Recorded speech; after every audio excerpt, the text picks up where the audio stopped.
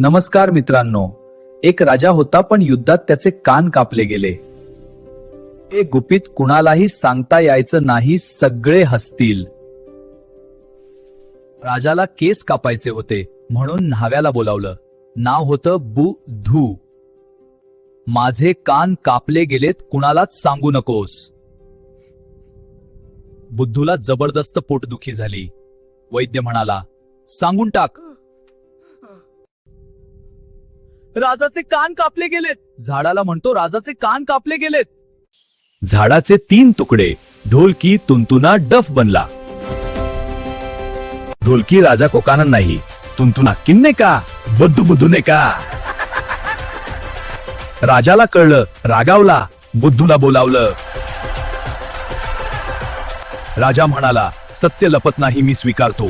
सत्य स्वीकारा, दया दाखवा.